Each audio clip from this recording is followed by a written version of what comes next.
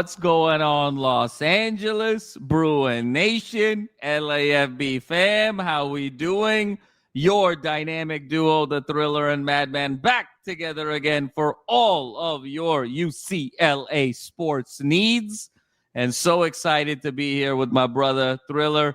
I know it was a crazy week. It's been for both of us. Some business travels, client meetings, feels like I haven't seen you in forever. It's been like 6 days. What's going on over here? But first and foremost, Thriller, before we get into it and preview this bad boy, just how you doing? How's the last few days been, and how's life? Life is good, man. I took in the first UCLA basketball game in person. I got the season opener at Pauley, which was great. Basketball season's back, guys. I need you all to hit that like and subscribe button because we are going to be doing basketball all season long. No doubt. You guys have asked for it. You've waited. You've been awesome about it. And this is the year we're going all in on UCLA basketball, just like the football program. We're not going to lose any of the football coverage, guys. So don't get worried about that. But life is good, man. We got another game. I felt like I haven't seen you in like 2 years, given the schedule of the podcast. You know what I mean? So, we've been off for a week. But, man, we got this Nebraska game coming up this weekend that, I think we're feeling a little bit more confident on given the injury report and just – hopefully the bye week corrected some of those errors we had against Indiana, man. So I'm feeling pretty upbeat. I'm feeling pretty good. Feeling really good, Thriller. And absolutely. I mean, what fun it's going to be for us. You and I are so passionate about all things UCLA. We got this finished to the football season. It's going to be so dramatic. Now, I think even post-football season, the coaching search, how recruiting is going to get revived. We're going to have so much to talk about on the gridiron. And then, of course, the bread and butter, if you will, of UCLA sports, the essence, the legacy, the lineage. You and I just love basketball so much. And, ask fans and you shall receive.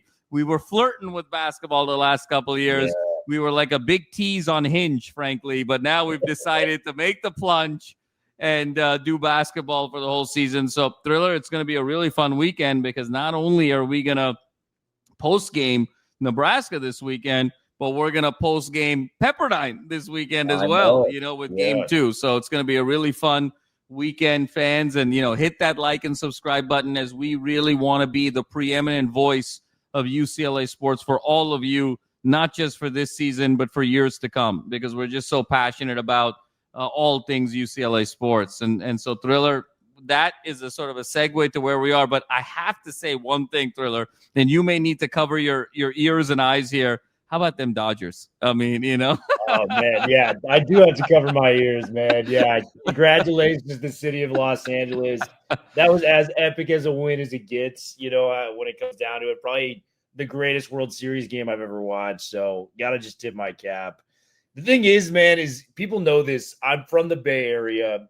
This is going to piss some people off.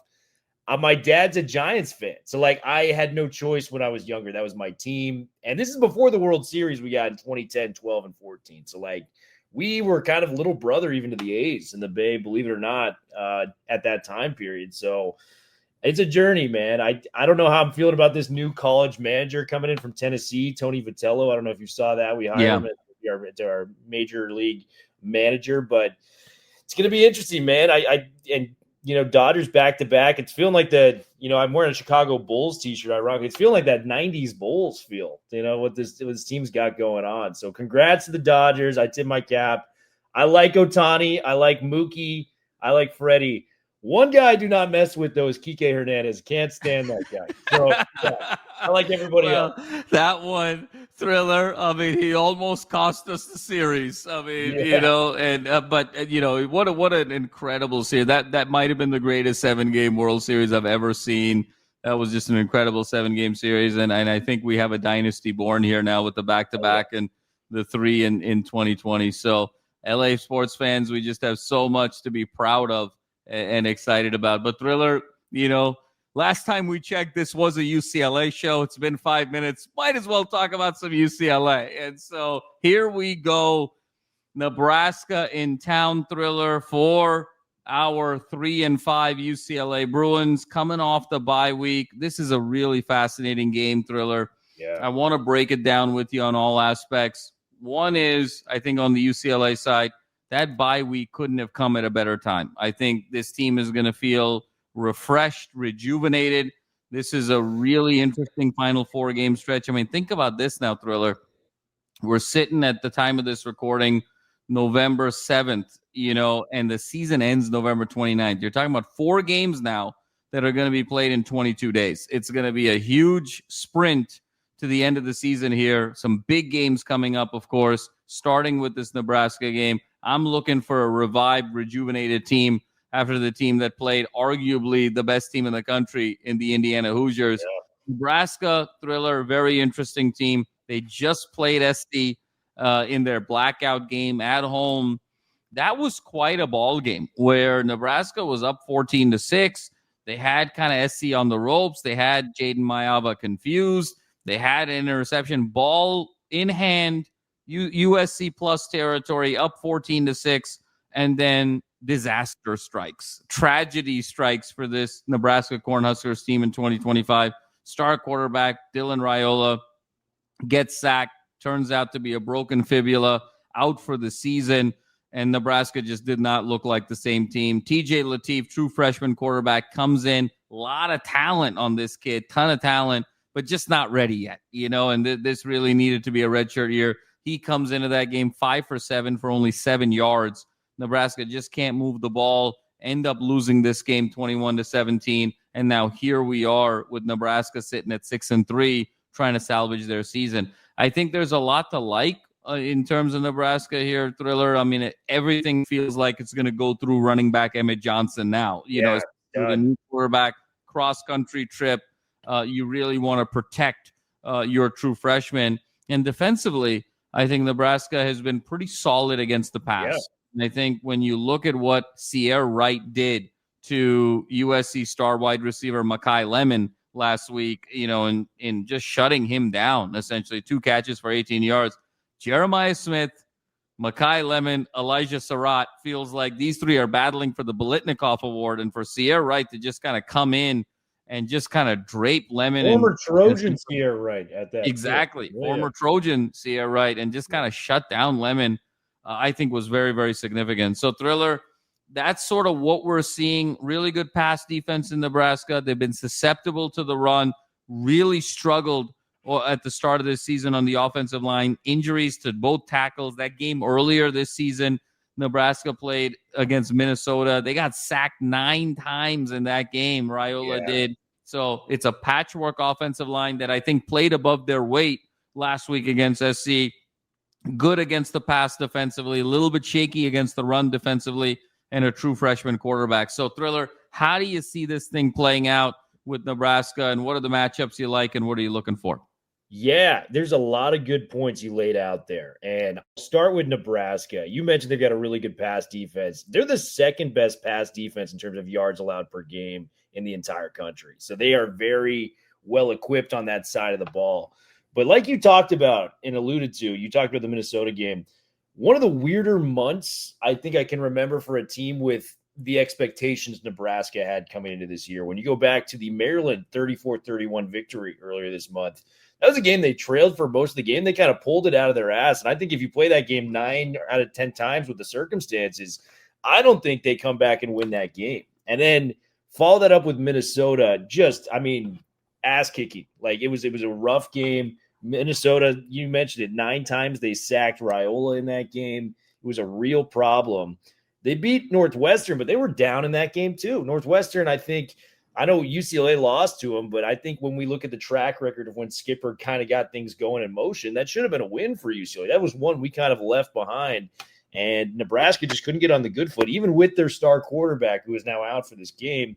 And then you mentioned USC. USC, they were looking good at the beginning of the game, and then that injury to Raiola just kind of stuttered everything. So TJ Lateef is the key to this game, obviously, for Nebraska. It's not going to take some mathematician or sports guy to tell you that. He's from Orange. He went to Orange Lutheran out here in Southern California. So this is kind of a homecoming game at that for TJ Lateef. Really good wide receivers. Nizia Hunter coming from Cal, Dane Key coming from Kentucky. They're transfers that came on in. Both have 5 touchdowns this year, so they can kind of move the ball passing-wise. The key for UCLA, I've got a couple things here. Why did USC do well in the second half? They were able to run the football. Yes. And when you look at the first few games with UCLA and when things were going well with Jerry calling the plays, Noel Mazzoni there, we were running the football at will. I think we averaged well over 200 yards a game in that 3-game win streak sample size. Let's get back to doing what we do. We only ran for 88 yards against Indiana and Cignetti a couple weeks ago. Let's get back to where we were, pounding it with Jalen Berger, hitting the edges with Anthony Woods, finding those little slots for our guy Jet to kind of run through. So there's a lot of good options there. And then I think the other key fact is we were so putrid on third downs against Indiana when we had been really good the previous game. So I think we're like 1 of 10, in certain scenarios, a stretch during that game on third down scenarios. So UCLA's got to find a way to move the chains, keep things rolling. And if we're running the ball effectively, that opens up the pass and everything else in your offense. So run the ball, connect on those third downs.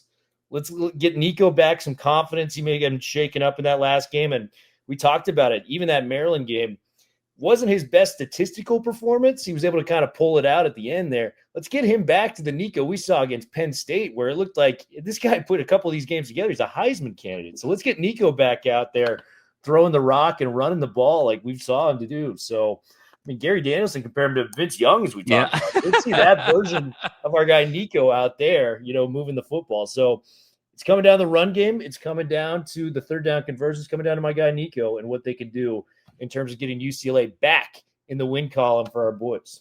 Thriller, I love how you sort of broke that down. There's so much to unpack there. I want to double click on the Nico point and the play calling, because you alluded to it, sort of what happened last week. And, we're referencing the SC game a lot because it was fresh. This is the most recent game. And to your point, there were so many ebbs and flows to Nebraska season that you have to sort of take this sort of last data point as the most face value and most under consideration. You said it. SC really sort of dedicated themselves to the run in the second half. A lot of kind of straight zone in between the tackles with King Miller. You would expect, that to be an opportunity for Jet and Woods and Berger to be able to run those same concepts, zone in between tackles, to really open things up. But I thought, Thriller, the other interesting wrinkle that I think opened things up for SC was the keepers with Iamaleava going to the outside. And that just feels to me like this is a huge running game opportunity for Nico, right? And we had it against Penn State. We saw him be very mobile against Michigan State. We talked about Skipper really utilizing Nico on the ground against Northwestern. And then, of course, earlier in the season with his utilization. Thriller, hard to believe we're going into game 9 of this season, and Nico Iamaleava is still UCLA's leading rusher on the season. And I think this is going to be a game that we are going to go back to the identity of this team during the 3-game winning streak. Thriller, I'm going to make some bold predictions here for this game to sort of shake things up on a bye. I think UCLA is going to run the ball 40 times in this game. I think it's going to be 40 rush attempts. To your point, we're going to get back to really running the football and only throwing when we need to in second and short, third and short situations, getting the ball out quick with Nico and those space eaters like Matthews, like obviously, what we have with Flores Jr. and then, of course, with Gilmer and TMA. And I think this is going to start looking a lot more like that Penn State game plan as well. And I like Nico in this game, Thriller, to get to 100 yards rushing. I think this is going to be a 100-yard rushing game for Nico. He's going to get to the outside. He's going to have these keepers. He's going to scramble. I think he's really going to get Nebraska off balance here.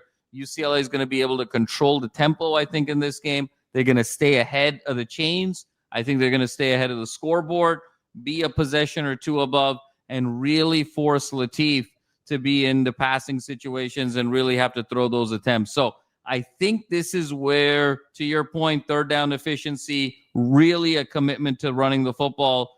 And then I think as long as we can keep things relatively clean from a penalties perspective and a turnover perspective and really sort of pack the box and say, we're taking Emmett Johnson out of this game. Mr. Latif, it's on you to try and beat us. You got to like your chances here if you're UCLA. Your thoughts on what I just said? Yeah, I completely agree. It's such an advantage to have a young, inexperienced quarterback you're going against. And, I think one of the bright spots of this team through the last 5 games unquestionably has been the secondary. What we've seen from the likes of Pleasant, what we've seen from the likes of Scooter Jackson, players like this. We need these guys to step up and make plays. Scooter Jackson's got a couple interceptions in these last few games. I want to see him get another one in this game moving forward to build upon UCLA, what we've been able to do with this amazing defense. So I caveat, we did not look great against Indiana, but our defense has been better moving forward from what I've seen. So we're starting to, blitz the quarterback a little bit better.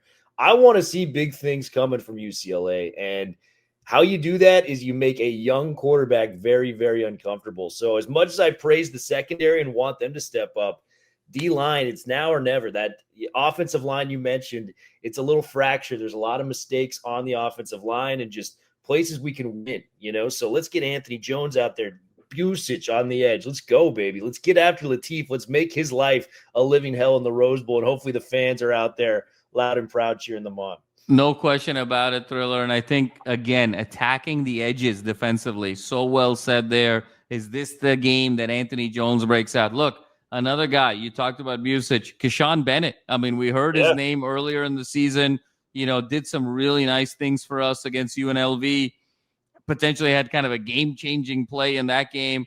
Can Keyshawn Bennett kind of revive his season, revive his play, and provide some pressure on the edge along with Anthony Jones? Because those two tackles for Nebraska are deeply susceptible. I'm looking for the edge play to really be significant in this game, Thriller. And then the other position group I'm really looking at is linebacker. Because the one thing when you're a young quarterback, the position group defensively that confuses you the most is linebacker in terms of how they disguise their positioning, how they disguise their pressure, and how they disguise themselves pre-snap.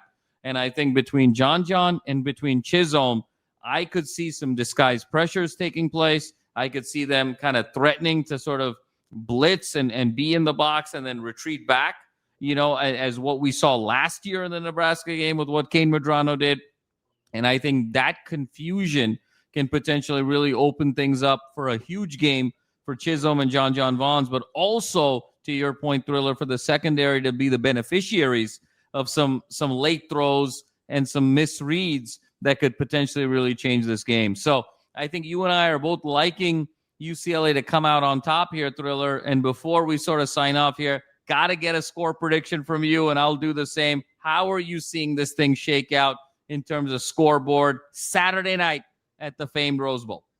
27-21 UCLA. We get our rushing yard mojo back with the running backs coming through. I'm expecting Berger to be the guy that steps up this week. We've had flashes of Woods, we've had flashes of Jet. Berger's obviously been very relevant, especially against that Michigan State team that we saw earlier this year. I think Berger is going to tote the rock, and he's going to make some plays out there. I mean, Anthony Freeze is another guy I didn't even bring up. Yeah. I mean, this is how deep this running back room feels like in rotation for UCLA right now. So give me Berger on like 20 carries, 110 yards and a tutty. 27-21, UCLA gets it done. And a late turnover seals the deal on a pick from TJ Latif. I'm going with my guy, Roderick Pleasant. He's due. He's made so many plays in the secondary. Give me a pick for Mr. Pleasant, and we're going away with a dub. Going away with a dub. I love it, Thriller. I'm going to say 30-17 UCLA. I think this is going to be a game, 6 scoring drives for the Bruins. They're really going to be able to control the clock. Bagani hits 3 field goals. Yeah. And Thriller, we're just going to combine our predictions, okay? Nico's going to go over 100, and Berger is going to go for 110. We're pounding the rock 40 times, controlling the clock, going to limit Emmett Johnson as a result of being ahead, and really going to confuse Latif. I agree with you. Some turnovers, some shorter fields, opportunistic situations. Bruins get back to their winning ways, 30-17. We get to 4-5 with still an eye for that potential bowl bid where it could all break for our way in that victory bell game at the end of the season. And so, Thriller, before we sign off, got to pay the bills around here, folks. You're seeing that sleeper ad. Our primary marketer and sponsor for this great show and this great network, Sleeper app, the #1 sports app in the market today. You've got the live stats. You've got the engagement feed. You've got real-time chat. Really check it out. #1 sports app on the market today. use that $100 match bonus. You put in 100, you get 100 for free. That's 200 for 100 for all of your sports needs. And use that promo code UCLA LAFB and tell them the guys from the LAFB network sent you. Thriller, it's going to be a great weekend. Bruins are going to play Nebraska on the gridiron.